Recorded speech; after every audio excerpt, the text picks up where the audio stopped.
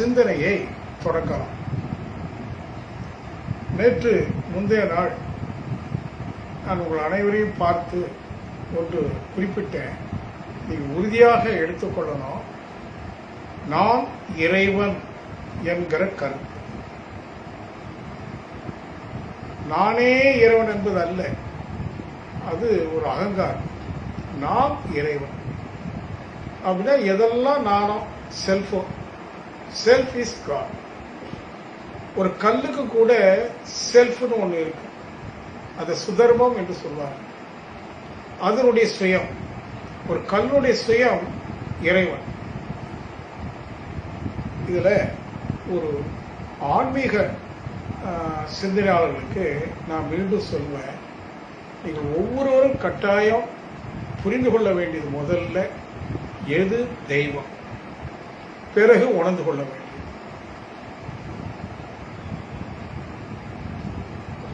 இறைவன் உண்டுமா இல்லையான்னு கேட்டீங்கன்னா, உண்டுமா நீங்க கேட்டீங்கன்னா நான் என்ன சொல்றேன், உண்டு. ஒருத்தர் இல்லையான்னு கேட்டாருன்னா இல்லை. இறைவன் உண்டு இல்லை என்றோ பொருள் ஒக்கும். சரி உண்டு. அவன் அரூபியான்னு கேட்டா ஆமா அரூபி. இல்ல சார் அவன் உருவமான்னு கேட்டா ஆமா உருவம். ஒரு சின்ன குழப்பத்தை ஏற்படுத்தும். தப்பு இல்லை. ஏன்னா இறைவனை மையமா வைத்து நீங்க என்ன கருத்து சொன்னாலும் அது சரியாக இருக்கும். அதான் அதனுடைய ரகசியார்த்தம். உங்க கருத்து உண்டுன்னு சொன்னா உண்டு இறைவனை பற்றி, ஒருத்தர் இல்லைன்னு சொன்னா இல்லை. ஒருத்தர் அருவமான்னு கேட்டா ஆமா, இல்ல ரூபமான்னு கேட்டா அதுக்கு ஆமா. ஏன்னா இறைவனை தவிர்த்து இந்த இயற்கையில வேற ஒன்றுமே இல்லை. அது எந்த ஃபார்ம்ல இருந்தாலும் சரி, எந்த கருத்துல வெளிப்படுத்தினாலும் சரி, இறைவனை பற்றி யார் எந்த கருத்து சொன்னாலும் அந்த கருத்து சரி. அதை நீங்க புரிந்து கொண்டீங்கன்னா நீங்க ஞான நிலை அடைச்சிட்டீங்கன்னு அர்த்தம். ஏன்னா அது புரியாதனாலதான் அந்த இறைவனின் பேரால மிகப்பெரிய குழப்பம் உலகம் முழுவதும் காலங்காலமா நிகழ்ந்துகிட்டே இருக்கு. இப்போ ஒரு ஆன்மீக சிந்தனையில் ஈடுபடுகிற பொழுது நம்முடைய சிந்தனை எதை மையமாக கொண்டிருக்க வேண்டும்? தவத்துக்கு முன்னாடி சொன்னேன், உண்மையை மையமாக வைத்து என்று ஒரு மனிதன் சிந்திக்க ஆரம்பிக்கிறானோ அவன் கொஞ்சமா அறிவில மேலோங்கி ஒரு கட்டத்தில் முழுமை அடைகிறான். இப்போ வாழ்க்கை என்பது பொதுவா பொருளை அடிப்படையாக கொண்டுதான் இருக்கு. பொருள் ஆதாரம் என்று சொல்றோம். பொருள் இல்லைன்னா வாழ முடியாது. ஆனா பொருள் மட்டுமே வாழ்க்கை என்று கருதி அந்த பொருளை மையமா வைத்து சிந்திக்கிற சிந்தனை தான் மேலோங்கி இருக்கு. அப்போ என்ன ஆகும், அந்த பொருள் மூலமாக நம்ம பெற வேண்டிய பெற்றிருக்கக்கூடிய ஒரு மிகப்பெரிய ஒரு உயர்தரமான வாழ்க்கை கிடைச்சது, எல்லாருக்கும் கிடைச்சது. அரசியல்ல சரியான அரசு இயங்குமானால் பொருளாதாரத்தில் வளர்ந்து ஒவ்வொரு தனி மனிதனுக்கும் எல்லா விதமான வசதிகளும் ஒரு உன்னத வாழ்க்கை தரத்தை பொருளை கொண்டு கொடுக்க முடியும். இப்போ நிறைய பேர் உயர்ந்த வாழ்க்கை தரத்தில் தான் வாழ்ந்து கொண்டிருக்கிறார். ஆனால் மன நிறைவோடு வாழ்கிறோம். இது அடிக்கடி கேட்கணுங்க. ஏன்னா நிறைய தத்துவம் பேசுறது ஒன்றும் சிரமம் இல்லை. ஆனா மீண்டும் மீண்டும் மனசுல அமைதியாக இருக்கிறேன், அமைதியோடு கூடிய மகிழ்ச்சி இருக்குதா என்று கேட்கணும். தினமும் கேட்கணும். நிச்சயமா சில நாள் இல்லைன்னு பதிவு. ஏன் இல்லை? உனக்கு என்ன குறைச்சல்?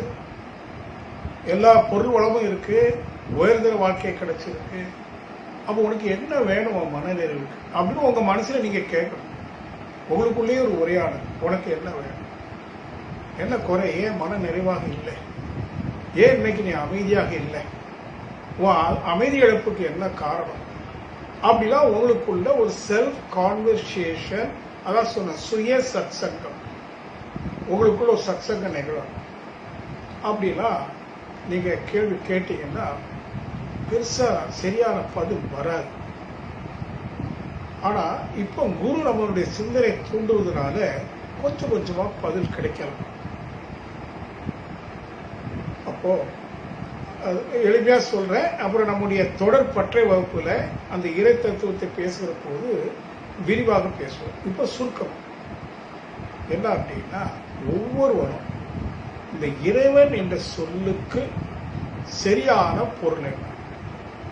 கொஞ்சம் சொன்ன எந்த கருத்து சொன்னாலும் சரிதான், இருந்தாலும் முழுமையான பொருள் என்ன என்பதை கண்டுபிடிக்கணும். இல்லைன்னா விளக்கம் எவ்வளவு கிடைத்தாலும் சரி, பொருட்கள் எவ்வளவு கிடைச்சாலும் சரி, ஒரு நிறைவு மனதுக்கும் வராது, தெளிவு அறிவுக்கும் வராது. அத 2000 ஆண்டுக்கு முன்பாகவே வள்ளுவனார் அதை சிந்தித்து தான் அந்த குரலை சொன்னார். நான் அடிக்கடி அதை பயன்படுத்தக்கூடிய குரல். இருள் சேர் இருவினையும் சேரா இறைவன் பொருள் சேர் புகழ் புரிந்தார் மாட்டு.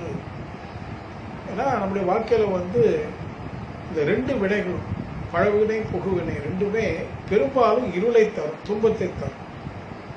எப்போ அந்த துன்பம் ஒழியும் என்று கேட்டீங்கன்னா, எப்போ இறைவன் என்ற சொல்லுக்கு சரியான பொருளை புரிந்து அதை அடிப்படையாக கொண்டு வாழ்கிறார்கள், அதை மையமாக கொண்டு சிந்தித்து வாழ்கிறார்கள்.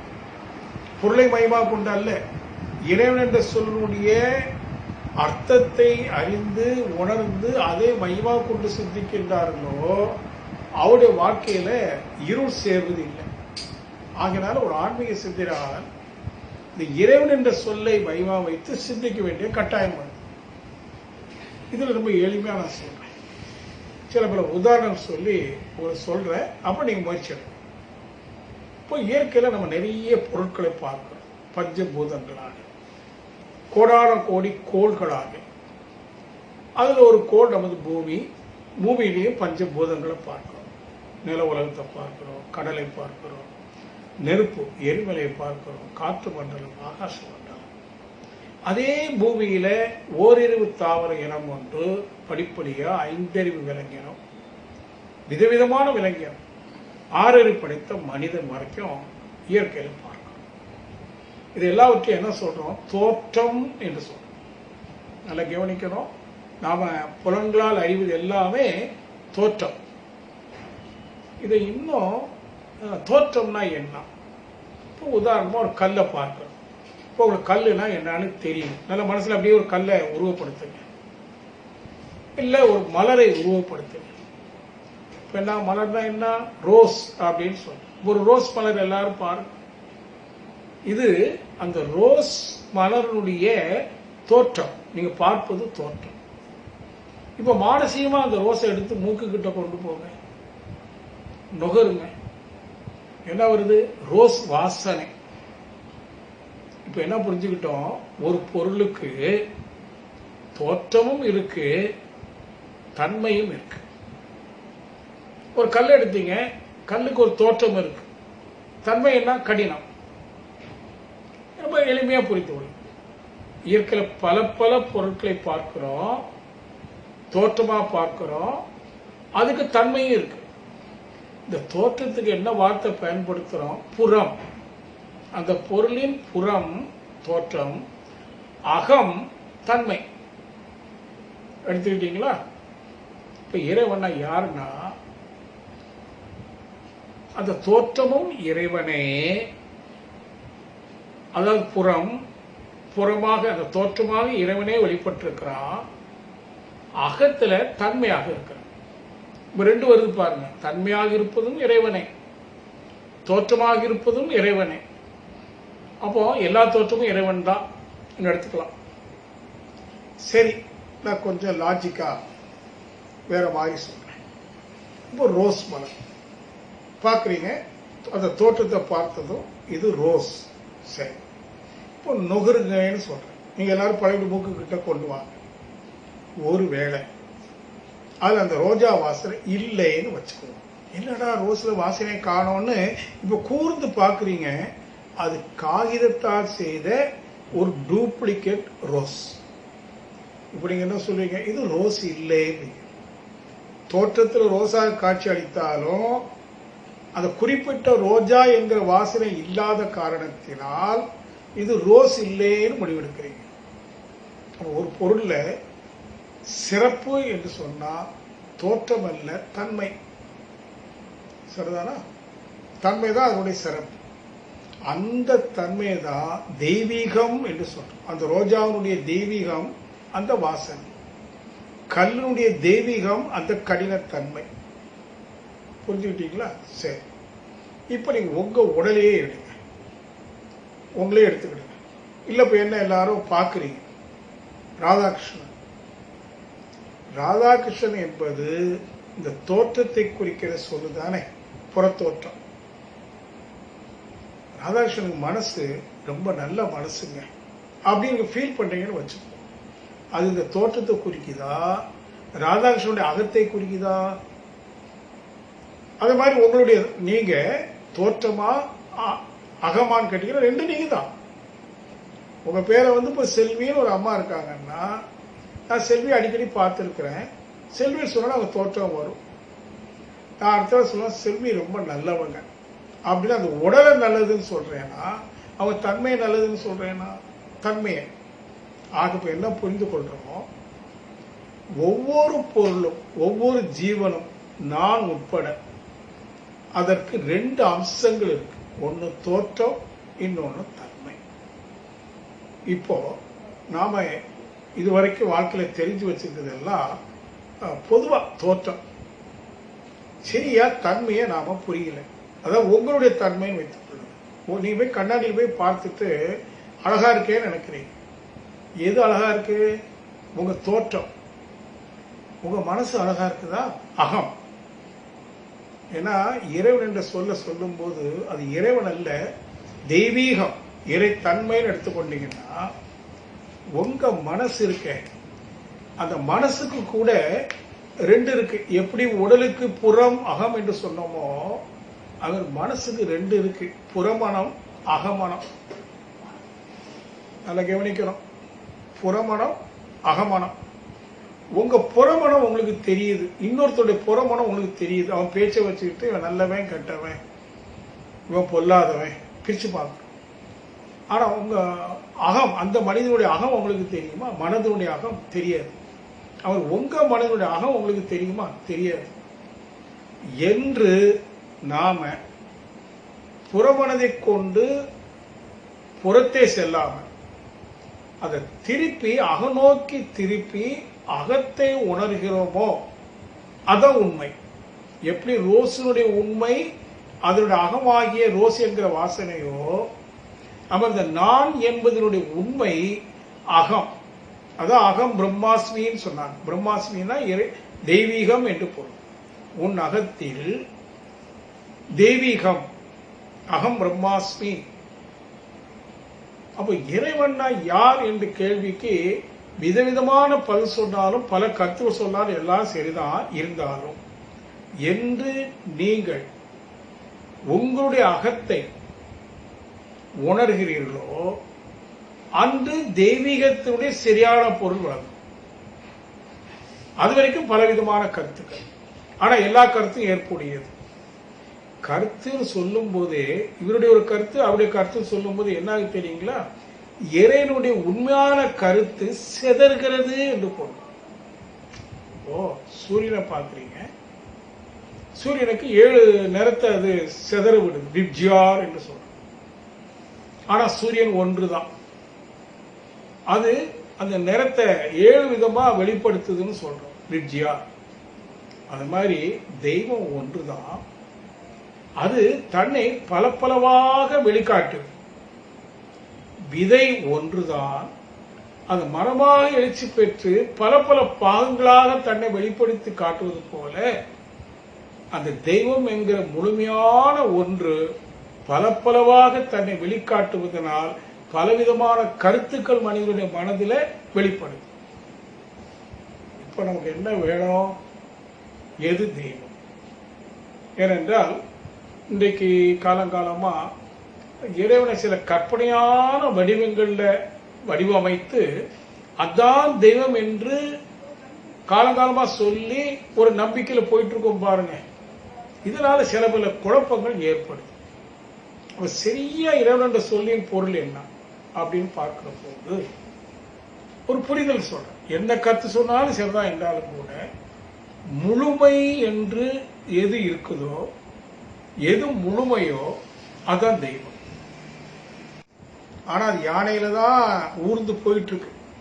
ஆனா அது பல் சொல்ல முடியும். அது மாதிரி நாம முழுமையில் தான் இருக்கிறோம். ஆனா முழுமையை அறியாம இருக்கிறோம். ஏன் அறிய முடியல? புலன்களால் அறிய முடியல. என்று நாம மனதை பக்குவப்படுத்தி தவத்தின் மூலமாக புலன்களிலிருந்து விடுபட்டு, ஏன்னா புலன்கள் பயன் தராது, புலன்களிலிருந்து விடுபட்டு அகநோக்கி சென்று அந்த அகத்தினுடைய அகம் ஆழம் அங்கு என்ன இருக்குன்னு உணர்றோமோ அன்னைக்கு இறைவன் என்ற சொல்லின் பொருள் உங்களுக்கு விளங்கிவிடும். இது விவாதத்தில் வரல. எல்லா விவாதங்களையும் விட்டு விட்டு எல்லா கருத்துக்களையும் புறந்தள்ளி விட்டு இப்ப இறைவனை பற்றி என்னென்ன கருத்து உங்களுக்கு இருக்கோ அத்தனை கருத்தையும் கொஞ்சம் ஒதுக்கி வச்சுட்டு தியானம்ங்கிற ஒரு முயற்சியின் மூலமா புலன்களிலிருந்து விடுபட்டு எண்ணங்களிலிருந்து விடுபட்டு அகத்தில் அகம் அமர்ந்து அங்கு என்ன அனுபவம் கிடைக்குதோ அதான் இறை அனுபவம். வள்ளுவனார் ஐயப்படாது அகத்து அது உணர்வானை தெய்வத்தோடு ஒப்ப கொணல். பாருங்க, அகத்து ஐயப்படாதுன்னு சொன்னா எந்தவித சந்தேகமும் இல்லாம ஐயம் இல்லாம அகத்து அது அகத்துக்குள்ள என்ன இருக்கு. அப்போ ராதாகிருஷ்ணன் என்று சொன்னா புறமா அகமா அப்படின்னா உண்மையில் அகம், மாயையில் புறம். அப்ப நான் என்னுடைய உண்மையை உணர வேண்டும் என்று சொன்னால் அகநோக்கி சென்று அகத்தில் அமர்ந்து அகமுடையான் என்ற நிலை அடைந்து அங்க எனக்கு என்ன அனுபவம் கிடைக்குதுன்னு பார்க்கிறேன். அப்ப எனக்கு மட்டும்தான் வெளிச்சம், சுய பிரகாசம். என்ன பிரகாசம்? நான் இறைவன்.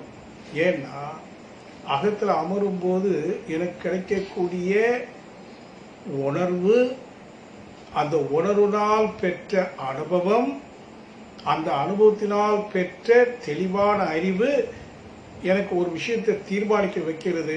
தான் இறைவன் என்று நான் என்னை இறைவனாக சந்திக்கிறேனோ, இங்க இறைவன் சொல்லுங்க என்ன அர்த்தம்? நான் என்னுடைய சுயத்தை உணர்கிறேன். எப்படி தெரியுங்களா? முழுமையாக, எந்த சிறுமையும் இல்லை, முழுமையாக, எல்லையற்றதாக, ஆனந்தமயமாக. அங்கு நான்கிற முதல் எண்ணம் இல்லை, அதை தொடர்ந்து வரக்கூடிய எனதுகள் என்ற எண்ணமும் இல்லை, நான் என்றோ எனது என்றோ எந்த எண்ணமும் இல்லை, புலன்கள் மூலமாக பெற்ற எந்த பொருள்தன்மை உணர்வுகளும் இல்லை, ஒண்ணுமே இல்லை. என்ன இருக்கு? முழுமை. முழுமைன்னு ஒண்ணு வந்துருச்சுன்னா அது நாமமற்றது, எல்லைக்குட்பட்ட ஒன்றுக்கு தான் பொருள் பெயரிட முடியும், நாம சூட்ட முடியும். அந்த தன்மை அடிப்படையாக கொண்டு, ரோஸ் என்கிற தன்மையை அடிப்படையாக கொண்டு அது ரோஸ் மலர் என்று பெயரிட முடியும். கடினத்தன்மை அடிப்படையாக கொண்டு கல் என்று பெயரிட முடியும். ஆனால் முழுமையான பிறகு அங்கு பொருட்தன்மை இல்லை, எல்லைக்கும் உட்படலை. ஆகவே நாம ரூபம் அற்ற நிலையை நான் அடைகிறேன்.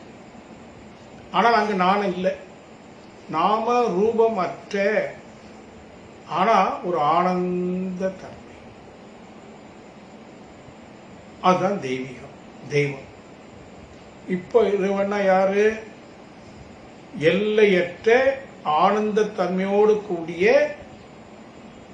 ஒன்று, வெளி. அதுதான் இப்ப என்ன ஆயிருதுன்னா, இது தவத்துல உணர்ந்துட்டோம். இனி விளக்கமா வருகிற போது அப்படியானால் அந்த கல் தெய்வம் இல்லையா? ஏனென்றால் அந்த கல் என்பது அதே எல்லையற்ற வெளியில இருந்து தரமாற்ற நிகழ்வுல வெளிப்பட்ட ஒன்று. ஆகவே கல் தெய்வம் தான். அதான் முதலே சொன்னேன், கல் தெய்வமான்னு கேட்டா ஆமா, ஒருத்தர் இல்லையான்னு கேட்டா இல்லை. ஏன் இல்லை? அந்த கல் கடினமாக இருப்பதனால கல். ஆனால் மூலநிலை இறைவன் கடினமாக இல்லை. உணர்ந்தவன் சொல்றார், உணர்ந்தவர்களும் சொல்ல முடியும். ரோஸ் சுத்தவெளியிலிருந்து தரமாற்ற நிகழ்வுல வெளிப்பட்ட ஒன்றுதான். ஆகவே ரோஸாக வெளிப்பட்டது இறைவன் தான். ஆனால் இறைவனோட ரோஸுங்கிற வாசனை தன்மை இல்லை. ஏன்னா நான் போயிட்டு வந்துட்டேன், என்னன்னு பார்த்து ரோஸுங்கிற தன்மை அங்க இல்லை. அப்ப உண்டுமா இல்லையா? அப்படின்னா ரோஸாக வெளிப்பட்டிருப்பது இறைவனே, ஆனால் ரோஸ் இறைவன் அல்ல. இது விவாதமாயிடும். ஆனா மீண்டும் சொல்றேன், இந்த விவாதங்களை எல்லாம் கடந்து எது சொன்னாலும் சரிதான் என்று ஏற்றுக்கொள்கிற மனசு, அதாவது ஒரு கிறிஸ்துவர் அவரிடம் போய் இந்து மதத்தை பேசினார், ஏற்றுக்குவாரா? மாட்டார். ஒரு இஸ்லாமிட்ட போய் கிறிஸ்தவ மதத்தை சொன்னா ஏற்றுக்குவாரா? ஒரு இந்து மதத்தை போய் இன்னொரு மதத்தை சொன்னா ஏற்றுக்குவாரா? ஏற்றுக்கொள்ள மாட்டார். ஏற்றுக்கொள்ள முடியாத ஒரு நிலை வந்ததுனால தான் எல்லா பிரச்சனையும். ஆனால் உண்மையை உணர்ந்தவர் ஒரு குரான்ல இப்படி சொல்லியிருக்க ஒரு இஸ்லாம் மத கருத்தை சொன்னா சரிதானேன்னு சொல்லுவார். ஆனா அவர் இந்துவாக இருக்கலாம். அவர்கிட்ட போய் புத்த மத கொள்கையை சொன்னா சரிதானே பாரு. என்ன சார், முஸ்லீம் சரியா, பௌத்தம் சரியா, கிறிஸ்தவம் சரியா? எல்லாமே சரி. எல்லாம் சரிங்கிற மனசு எங்க வருது பாருங்க. நீங்க உங்களை உணர்ந்த பிறகு அந்த உணர்ந்த அனுபவத்தினால் பெற்ற தெளிவான அறிவு எல்லாவற்றையும் சரியாக பார்ப்பது, ஏற்றுக்கொள்ளுது. எப்படி இருக்கு பாருங்க. இப்போ அவருக்கு விவாதம் இல்லை, ஏன் கருத்து வேறுபாடு இல்லை, எல்லா கருத்தும் ஒண்ணுதான். இவர் எதை கடந்து போறாரு பாருங்க. எல்லாவற்றையும் கடந்து ஒரு சமரச சன்மார்க்க நிலை. இதுதான் தெய்வீக நிலை. இதுதான் ஒரு ஆன்மீக சிந்தனையாளன், ஒரு வேதாந்த விமர்சையை குருவாக ஏற்றுக்கொண்டவன், மற்ற மகான்களையும் குருவாக ஏற்றுக்கொண்டவர்கள் சிந்தனைக்கு வருவீர்களே. ஆனால் இந்த இடத்துல தான் நாம சந்திக்கணும். இந்த மாலையில அப்படியே வாக்கிங் முடிச்சுட்டு வேர்வையை போக்குறதுக்காக ஃபேனுக்கு அருகாமல் அப்படியே உட்கார்றேன். கொஞ்ச நேரம் 10-15 நிமிடம் கண்ண மூடி அப்படியே குளிர்ச்சிக்காக உட்கார்றேன். என்ன நிகழ்ந்துன்னு உங்களுக்கு சொன்னா புரியாது, அது எனக்கு மட்டும்தான் வெளிச்சம். அப்படி ஒரு மிதவை, ஒரு ஃப்ளோட்டிங் லைக் எனிதிங், ஒரு தெய்வீக நிலை. அதனாலதான் இன்னைக்கு இதை சொல்லணும்னு எனக்கு மனசுக்கு பட்டுச்சு. சரி, அப்ப நிறைய கருத்துக்கள் இருக்கு இல்லையா, ஏன் அந்த மாதிரி கருத்துக்களா வந்தது, எல்லா கருத்தும் சரின்னு எப்படி ஏற்றுக்கொள்ள முடியும் என்பதற்கு நம்முடைய 20 வார பட்டறை வகுப்புகளில் ஒரு 6-7 வாரம் சென்ற பிறகு இறை தத்துவ விளக்கம் சிறுக சிறுக உங்களுக்கு கொடுக்க போறோம். நீங்க அதை நல்லா புரிஞ்சுக்கிட்டீங்கன்னா நான் உங்கள்கிட்ட கேட்பேன், நீ கிறிஸ்துவனான்னு கேட்பேன், அல்லது நீ இஸ்லாமா, நீ என்ன மதம்னு கேட்டா உங்கள்கிட்ட என்ன பதில் வரும் தெரியுமா? சம்மதம். சம்மதம்னா எல்லா மதமும் சம்மதம். உங்களுக்கு தனியான ஒரு மதம் இல்லை, தனியாக ஒரு ஜாதியோ இனமோ மொழியோ தேசமோ எதுவுமே இல்லை. உங்க நிலை சுத்த சன்மார்க்க நிலை, சுத்த சைதன்ய நிலை, தெய்வீக நிலை. இந்த இடத்தை நாம அடைவதற்கு தான் இந்த பயிற்சிகள் எல்லாம் வச்சிருக்காங்க. அகத்துல அகம் பிரம்மாஸ்மி, அகம் தெய்வீகம். தெய்வீகம்னா என்ன? அடுத்த கேள்வி கேட்பீங்க. தெய்வீகம் என்றால் எப்போது ஒரு ஆனந்த நிலை மனதுக்குள்ள. உள்ளுக்கு அவ்வளவு ஒரு ஆனந்த நிலையை பொக்கிஷமாக அடைந்தவனுக்கு வெளியில நடக்கிறதெல்லாம் ஒண்ணுமே இல்லை, அவனை அது பாதிப்பது இல்லை. மிகப்பெரிய விஷயங்கள் நடக்கும், கொரோனாவே வரும், சுனாமி வரும், பெரிய இழப்புகள், பொருள் இழப்புகள் வரும், பிறப்பு இருக்கும், இறப்பு இருக்கும். இவனுக்கு எதிலையுமே பந்தம் இல்லை. ஆனா எல்லாவற்றையும் சாட்சியாக நின்று பார்த்து கொண்டு, சாட்சியாக நின்று செயல்பலக புரிந்து கொண்டு, அப்படி ஒரு வாழ்க்கை, ஒரு நியூ லைஃப் சிஸ்டம். ஆனால் ஒன்று கேட்டுக்கொள்வேன், நீங்க இந்த நிலையை அடைய வேண்டுமானால், நீங்க இறைவனை உணர்ந்து அறிய வேண்டும் என்கிற கருத்தை மையமா கொண்டு சிந்திப்பில்லை, ஆனால் சிந்திக்க வேண்டுமானால், இப்போ ஒரு வாழ்க்கை வாழ்ந்து கொண்டிருக்கிறீங்கல்ல, ஒரு மாயா வாழ்க்கை, அது மாயான்னு நீங்க புரிந்து அது என்னென்ன மாதிரி சரி செய்யணுமோ செய்து மனசு அதுல இருந்து எடுக்கணும். உடல் செய்யலாம், உடல் மூலமா பல காரியங்கள் செய்யலாம், மாயையை கூட செய்யலாம், வேற வழி இல்லை. ஆனா மனசு மட்டும் எப்படி தெளிவா இருக்கணும், இது மாயா. ஆனா அந்த மாயால ஈடுபட்டு செய்ய வேண்டிய நிர்பந்தத்துல நான் இருக்கிறேன். ஆகவே நான் சாட்சியா இருந்து அதை செய்ய, நான் பலனை எதிர்பார்க்கல, நான் ஒரு நிர்பந்திக்கப்பட்டவன். அதுதான் கடமைன்னு சொல்றேன். கடமைங்கிறது ஒரு நிர்பந்தம், ஒரு கட்டாயம். அதுக்கு பல காரணங்கள். அதன் நிமித்தம் நான் செய்யறேன். வேற எனக்கு அதுல எந்த பைண்டிங்ஸும் இல்லை. பைண்டிங்ஸ் சொன்னா அது வந்து ஒரு பலனை எதிர்பார்க்க ஆரம்பிச்சிட்டோம்னா பைண்டிங். பலனை எதிர்பார்க்கல, நான் இன்னைக்கு இதை இந்த காரணத்தினால செய்ய வேண்டிய கட்டாயத்தில் இருக்கிற செய்யறேன். That's all, finish. அப்படின்னு ஒரு மனசு நீங்க withdraw the mind, செயல் புரிகிறோம். ஆனா செயலிருந்து விடுபட்டு செயலை செய்யணும். அது எப்படின்னு நீங்க பொருளை புரிந்து கொள்ளணும். அப்படி ஒரு மனசை நீங்க பக்குவப்படுத்தணும். That is new life style. எந்த ஒன்று உங்களை பாதிக்க வேண்டிய அவசியம் கிடையாது, உங்களுக்கு துன்பமே கிடையாது. மனம் எப்போ ஒரு செயல்ல பற்றோடு செய்தோ, பிரதிபலன் எதிர்பார்த்து செய்யுதோ, அப்போ நீங்க எதிர்பார்த்த பிரதிபலன் வரலன்னு சொன்னா அந்த மனம் பாதிப்படையுது துன்பமாக. ஆமாவான்னு பாருங்க. துன்பம்னா என்னன்னு கண்டுபிடிங்க. உடலுக்கு சில பல துன்பங்கள் இருக்கு. பசி தாங்க எடுத்தா உடனே கிடைக்கலன்னா துன்பம், ஒண்ணுக்கு போகணும் ரெண்டுக்கு போகணும் இடம் வாய்ப்பு இல்லைன்னா துன்பம். இந்த மாதிரி சில 1-2 துன்பங்கள் உடலுக்கு உண்டு. இந்த மனசுக்குன்னு சொல்றீங்கல்ல, அது முழுக்க முழுக்க மாயை. ஆனா கெட்ட வார்த்தையில என்ன திட்டுனீங்கன்னா எனக்கு வலிக்கணும்னு அவசியம் இல்லை.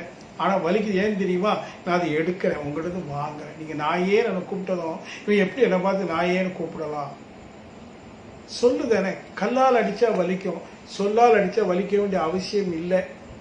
ஆனா வள்ளுவர் மாத்தி சொல்றாரு பாருங்க, தீயினால் சுட்ட புண் உள்ளாரும் ஆனாதே நாவினால் சுட்ட விடு. ஏன்னா மனசு அப்படித்தான் இருக்கு. கல்லால் அடிச்சா கூட கொஞ்ச நேரம் வலி போயிடும், ஆனா சொல்லால் அடிச்சா அது போகாதுன்னா. ஏன்னா அதை எடுக்கிறோம். ஆனா ஆன்மீகம் என்ன சொல்லுது, கல்லடிப்பட்டா உடலுக்கு வலிக்குது, சொல்லடிப்பட்டா மனசுக்கு ஏன் வலிக்கணும்னு கேட்கிறாங்க. ஏன்னா பைண்டிங்ஸ், பற்று, பந்தம். ஏன் பையன் அப்படி சொல்லிட்டான், என் பையனா அவன் மேல ஒரு பந்தம். யாரும் சொன்னா பரவாயில்ல, என் பையனே அப்படி சொல்லிட்டாங்க, பந்தம். பந்தம் இல்லைன்னா அவனையும் கூட்டத்தில் ஒருத்தன் ஏதோ சொல்லிட்டு போறான், அவன் அறிவுக்கு அவன் சொல்லிட்டு போறான், why should I worry? அப்படிங்கிற ஒரு withdrawal mind. withdrawal mind என்ன, வெளியிலேருந்து எடுக்கிறோம். இதை நீங்க பக்குவப்படுத்தலுங்க. உங்க வீட்டில் நீங்க கணவன் மனைவி குழந்தைங்க அப்பா அம்மா ஒரு குடும்பமே இருக்கு. யாரோ ஒரு வார்த்தை சொன்னா பொறுத்துக்க முடியல, அவ்வளவு கோபம் வருது, சங்கடம் வருது இல்ல, கோபப்பட முடியல. ஏன்னா ஒரு கணவர் அல்லது பெரிய பையன் தனியா உட்காந்து அந்த அம்மா அழுது, என் பையன் இப்படி சொல்லிட்டானே, நான் எப்படிலாம் வளர்த்தேன். ஏன்னா அதை சொல்லடிய தாய்க்க முடியல. இது எதனால வருது தெரியுமா, உங்க மகனுக்கு மேல நீங்க வச்சிருக்கிற பந்தம், பாசம், பற்று, அதை விட்டு வரணும். ஆனா அவங்க கூடயே சேர்ந்து வாழணும். அந்த மகனுக்கு செய்ய வேண்டியதெல்லாம் செய்யணும். மாயைக்கு ஒண்ணு ஒப்பு கொடுத்துதான் வாழணும். இப்படி இன்னையிலிருந்து உங்க வாழ்க்கையில உங்க வீட்டுல நீங்க யாரெல்லாம் சங்கடப்பட்டு இருக்கீங்களோ அவருக்கு ஒன்று சொல்லுவேன், சங்கடப்பட வேண்டாம். நீங்க அந்த சொல்ல எடுக்காதீங்க. அது அவங்களுடைய அறியாமை, உணர்ச்சி வேகம், ஏதோ சொல்றாரு, நீங்களும் அது மாதிரி சொல்றீங்களே அப்படின்னு நினைச்சு அந்த சொல்ல விடணும். அப்படி நீங்க பழகினால்தான் உங்க மனசுக்குள்ள அதனால ஒரு சமாதானம் ஏற்படும். ஏன்னா இப்ப புரிஞ்சு ஏற்றுக்கிட்டீங்களா இல்லையா, சமாதானம் வர ஆரம்பிச்சு, சமநிலை வர ஆரம்பிச்சு. பிறகு தவத்துல உட்காரு.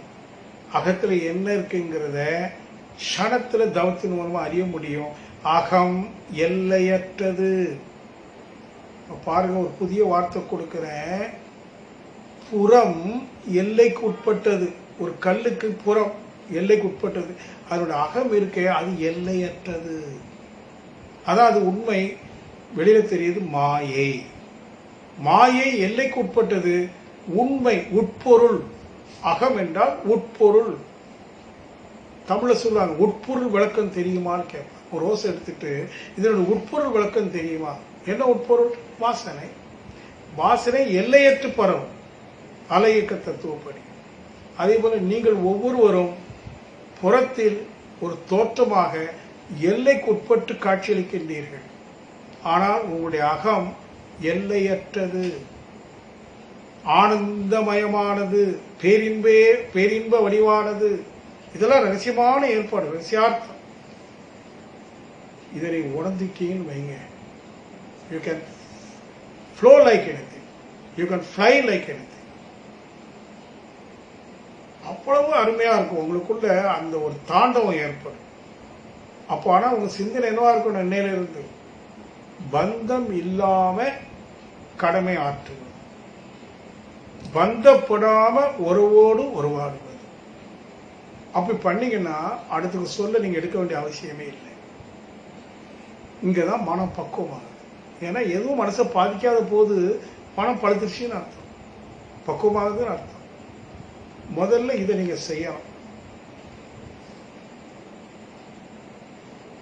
ரொம்ப கேர்ஃபுல்லா. இதுதான் பெரியவங்க சொல்றாங்க. உனக்குள்ள பதிவு என்ன வினை பதிவு வேணாலும் இருக்கட்டும், தப்பு இல்லை. கெட்ட பதிவு தப்பே இல்லை, இருக்கும். அப்படிதான் இருக்க முடியும். ஏன்னா விலங்கிலிருந்து வந்திருக்கோம், அப்படிதான் இருக்க முடியும். ஆனா அப்படி என்ன செய்யணும்? ரொம்ப விழிப்பு நிலையில் நின்று யார்கிட்ட பேசுறோம், எதற்காக பேசுறோம், ஆகவே எப்படி பேசணும். முதல்ல சொல்லுதான். எண்ணங்கள் எப்படி வேணாலும் வேண்டும். தீய எண்ணம் கூட வரலாம். உங்க மனசுக்கு தெரியும் தீய எண்ணம்னு, அதை பற்றி பேச வேண்டாம், அதை செய்ய வேண்டாம். நீங்க ஒரு டிசிஷன், ஒரு தீர்மானம் எடுக்கிறீங்க. இது கெட்ட எண்ணம், இதை செயலாக மாற்றினால் விளைவு துன்பம் தரும், நல்லா தெரியுது. ஆகவே இந்த எண்ணத்தை விட்டுரும். இது நல்ல எண்ணம், செய்வோம். இது எண்ணத்துல சரி, நல்ல எண்ணம் தான். ஒரு விஷயம் போய் ஒருத்தட்ட சொல்ல போறோம், நல்ல விஷயத்தான் சொல்ல போறோம். ஆனா கொஞ்சம் பிரேக் அடிச்சு நல்ல விஷயம் தான் சொல்றோம், ஆனா அதை அவங்க புரிஞ்சு நல்லதுன்னு ஏத்துக்குவாங்களா? அதனுடைய தகமை அங்கே இருக்குதா? இதனுடைய முன் அனுபவம் என்ன சொல்லுது? நல்லதுன்னு சொல்லி எத்தனை வாங்கி வந்திருக்கோம். அப்படிலாம் புரிஞ்சு சொல்றதுக்கு முன்னாடி, பேசுறதுக்கு முன்னாடி ஒரு விழிப்பு நிலையோட இருந்து அங்க நீங்க ரொம்ப மெதுவா ஆலோசிதான் பேசணும். அப்ப ஒரு காரியம் செய்யும் போது அப்படிதான். இந்த விழிப்பு நிலை, ஜாக்கிரதா அவஸ்தை, இதோட செயல் புரிந்து பழகினீங்கன்னா உங்க வாழ்க்கையில நீங்க பேசுறதுல வேகம் குறையும், கருத்துக்களின் எண்ணிக்கை குறையும், செயல்கள எண்ணிக்கை குறையும். ஏதோ ஒன்னு ரெண்டு சொல்லுனா மந்திர சொல், செயல்னா தெய்வீக செயல். அப்படிங்கிற ஒரு ஏற்பாடு நம்ம வாழ்க்கையில அன்றாடம் மரமானால் மனம் நல்ல பக்குவமாகும். அப்படியே கண்ண மூடி இருப்பீங்க. ஒரு ஒரு மொமெண்ட்ல அந்த மனமற்ற நிலை, மனம் சொன்னா அலை, மனமற்ற நிலைனா அலையற்ற நிலை, நிலைபேற்று நிலை, பூரணம், தெய்வீகம், ஆனந்தமயம். ஒரு முறை இந்த அனுபவம் உங்களுக்கு கிடைச்சிச்சுன்னா அதை அடிக்கடி அதுல போய் உட்காரணும்னு சொல்லுவோம். என்ன பண்றது? நம்ம ஒரு வேலையில இருக்கிறோம், தொழில் இருக்கு, குடும்பம் இருக்கு, 24 மணி நேரம் இருக்க முடியல. ஆகவே வெளியில செயலுக்கு வரும். ஆனா அந்த செயல் புரியும் ஞாபகம் வைத்துக் கொள்ளுங்க, நிர்பந்தம், கட்டாயம். யாராவது திருமணம் பண்ணிட்டேன், குழந்தை இருக்கு, தொழில் இருக்கு, அவளை காப்பாத்தியா, அவனை கட்டாயம். ஒரு கால் இந்த ஞானம் இளம் வயதில் கிடைக்குமானால் யாரும் தப்பா எடுக்க வேண்டாம், அவன் குடும்பமே அமைச்சுக்க மாட்டான். இல்லாத ஒரு குடும்பத்தை உருவாக்கி அதற்காக வாழ்க்கையே ஏன் அடமானம் வைக்க வேண்டும்? இப்போ நம்ம எதுக்காக குடும்பம் வச்சுக்கிறோம்? தேவையை பூர்த்தி செய்வதற்கு. ஆனா அந்த ஞானம் சின்ன வயசுல வரும்போது அவனுக்கு தேவை இல்லையே.